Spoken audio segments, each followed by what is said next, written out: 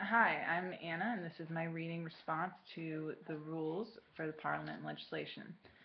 Um, I did find it very difficult to read and absorb this information. Maybe it was the way in which it was presented. Maybe it was just a lot of information, but it did take a while for me to go over all of it and fully understand. So these are the important things that I learned while I was reading. It explains the difference between a resolution and a bill.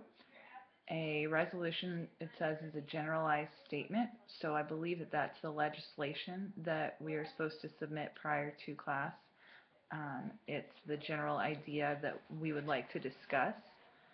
And a bill is the actual action that you take following that. I believe after a discussion, bills are proposed and then voted on. The rest of the reading talked about how to submit legislation, that it should be done before class, through Blackboard to the teacher, the way that it should be written, and it gave really clear guidelines as to that. I feel like that it was very easy to understand and was really clear.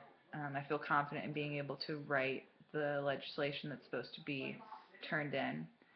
The rest of the reading discussed things like dockets, kind of the procedures of the way the day will run, um, who the chairperson is and how we vote on the chairperson. I think that it's going to be really important, a really important decision made by the class as to who the chairperson is. I hope that we as a class don't take this decision lightly, that we really consider the person, the pros and cons of the people that are interested, and really decide who's going to be able to best run this whole procedure.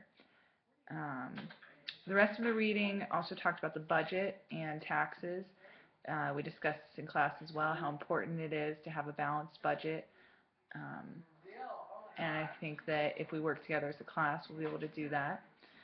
And I thought it was really interesting and important that there was a whole section on ethics, um, because I think that with something like this parliament procedure, the legislation and all of that, it will be very easy to get off course and have individual opinions play a big part in it. So I think the more rules there are, the more fair the entire process will be, the smoother it will all run.